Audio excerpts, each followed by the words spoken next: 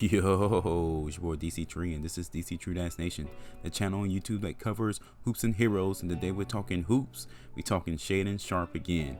And I know I'm doing two back-to-back Shaedon Sharpe videos, and y'all probably sick of it. Come on now, dog. Come on, man. And honestly, I'm not even mad at you guys, man, because I could hear people in the background in my imagination just screaming like T-Pain. Do something else! That's it! That's all we want! Do something else! Holy sh! I'm telling you, man, this Shaedon Sharpe dude, he keeps giving me material. He keeps giving me material and adding to my anxiety about picking this dude, man. And don't get me wrong, I get that he's talented, and it's part of me that wants to pick him, but man, these quotes, these sound bites he keeps giving us just tripping me out. Because on one end, we're in desperate need of a talent like his, but on the other end, we do not need another Kawhi situation. Because at the end of the day, man, I know my team, I know my organization, I love them, but they're not the best at, dealing with egomaniacs. They're not good at that. Some franchises like the Lakers, maybe the Mavs, they're better at that than us. So we have to get team first players for it to work.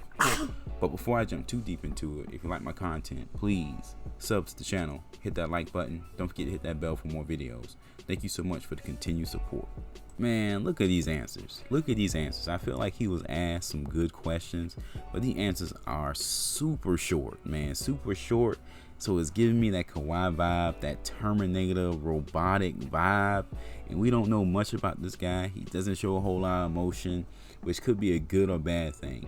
But the big thing is when they asked him what player they want him to play with, and he had that lazy behind answer, it's because he either don't know anything about the Spurs or he's all about himself. And I really zoomed in on that answer.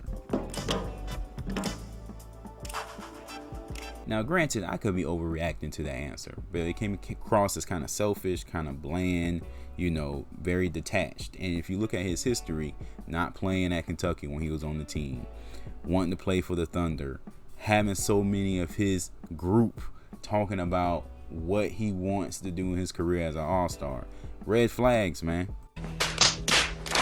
So the Spurs are in a pickle, man. They're in a pickle. Do you take a chance on a great talent, but where his mentality is a little off? Do you take a chance on a guy that can't really play defense like that? Do you? Because the vibes that I'm getting from this guy is that it's about me, and what I want to do in my career, and what I want to prove, and what I want to do on the court. And that's not necessarily the best mentality when you're going into a team like the San Antonio Spurs that's going to put you through the ringer, going to make you earn playing time on the defensive end.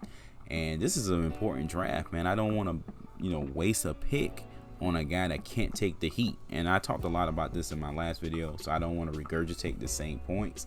But man, I had to make a video just about these quotes because it's just kind of, showed me clearly the anxiety I have about this guy, man. Like, is this guy ready? Is he locked in? Is he a team first player? Is he gonna give it his all? So many questions, man, and he's so career focused on the individual accolades that is worrisome. At the end of the day, man, I do not envy Brian Wright when it comes to this decision, man, because Lord have mercy, this is a career altering decision. If you pass up on him and he ends up being this big star, we're going to shoot ourselves in the foot. But if you get him and he a bust and he's lazy and he's a problem, oh my God, we're going to be so mad too. So I do not envy him on this. I don't know what to do.